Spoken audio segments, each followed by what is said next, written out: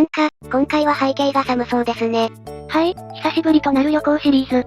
ウプ主のいつも行く場所の東南アジアから離れまして、東欧の国、ジョージアのご紹介となります。ちなみにこの写真を撮った時、気温は1度でした。実はこのジョージアという国、以前ウプ主がバリ島で参加したノマドニアの発祥の地なのですが、正直、大半の方はどんな国なのかわからずに、不安かと思います。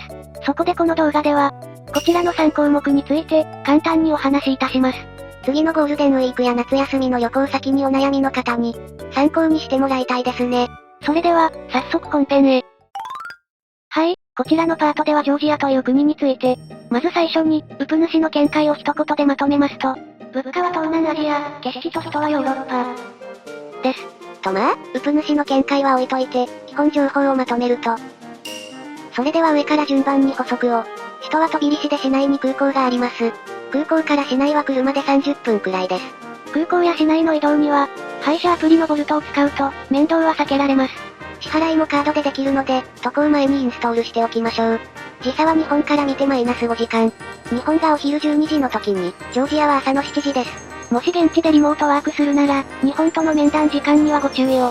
続いて通貨の説明ですが、ジョージアの通貨はラリの下は手取りと言います。1ラリはここ最近はだいたい50円です。ウプ主の知人が移住した、2022年の3月時点では、1ラリが33円台だったとのことで、ラリ高が進んでいますね。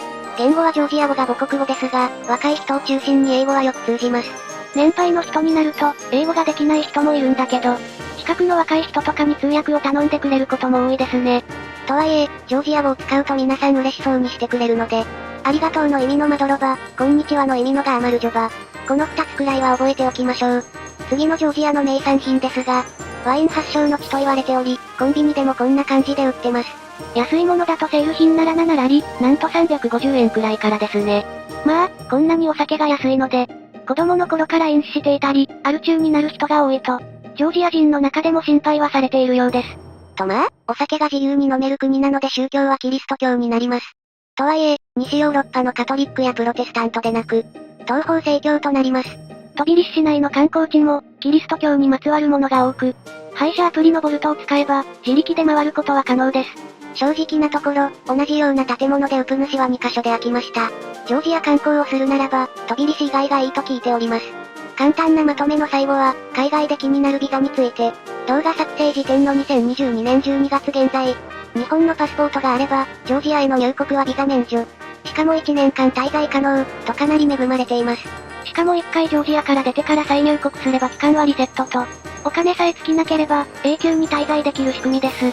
ベトナムの事業の一部でビザ関係もやっている身としては、こうも入国制限が緩すぎると、変な輩が来ないかが心配です。ウプ主、現在は個人の方からのビザ申請は全て断ってますからね。変な人がやらかしてしまうと、規制が厳しくなったりするので、非常に困ったものです。こちらのパートではウプ主がジョージアで食べた料理のご紹介。最初に個人的な感想としては、お酒とジョージア料理は安い、他の国の料理は少しお高め。パンなどの小麦と肉がメイン。外食がメインの方の場合、かなり栄養が偏ります。肉さえあれば大丈夫、という超偏食のウプ主は問題なしでした。ジョージアの有名な料理をいくつかご紹介すると。まずはこちらのヒンカリ。ジョージアの水餃子とも小籠包とも言われています。中の具材は豚肉やラム肉といった、餃子のあんに似たものから、ベジタリアン仕様のあんも選択することができます。中の肉汁が美味しいのですが、熱いので火傷にはご注意を。続いてのジョージアの定番料理。こちらはハチャプリという料理で、見ての通り、切り込みを入れたパンに、チーズと卵を注ぎ込むという、カロリーの爆弾でございます。ハチャプリ一つで十分満腹なので、他のメニューを頼んでいると、少し後悔しますね。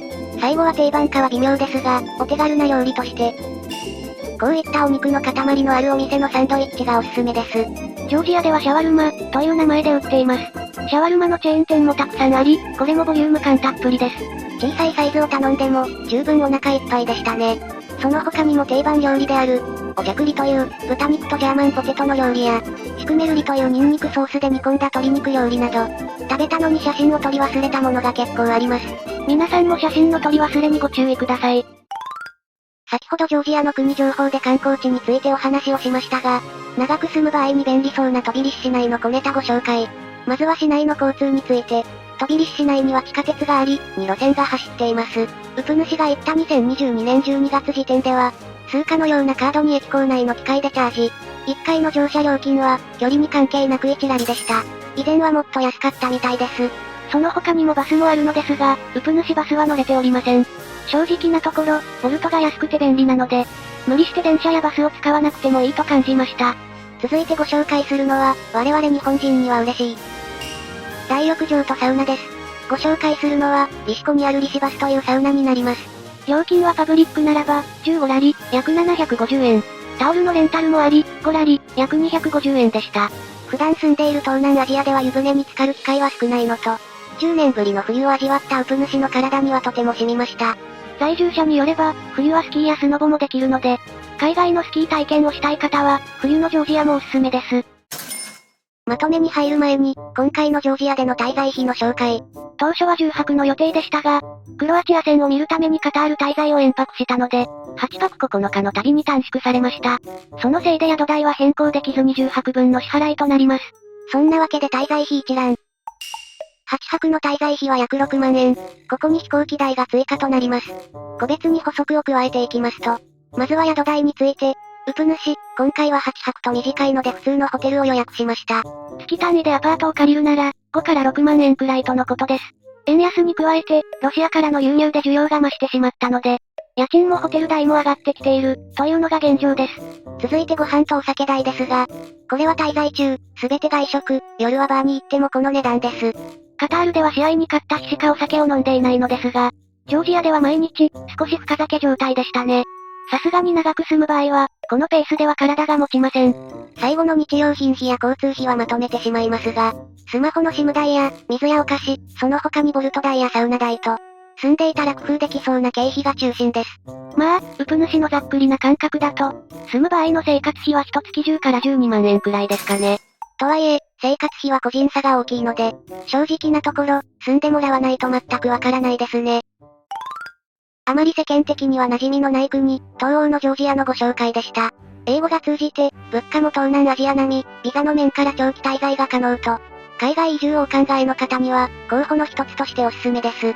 ただ、ウプ主としては冬が辛いので夏の期間しか行きたくないですね。次回行くとしたら、5月から10月くらいまでの間にします。さて、今回の話は以上です。次回はカタールから続く旅の最後、ジョージアのお隣の国のお話になります。チャンネル登録をして、通知をお待ちください。また、今年から動画に載せられなかった写真を、こちらのパトロンというサイトで公開させていただいております。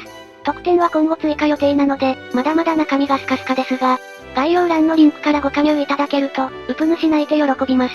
それではまた次回の動画で、ご視聴、ありがとうございました。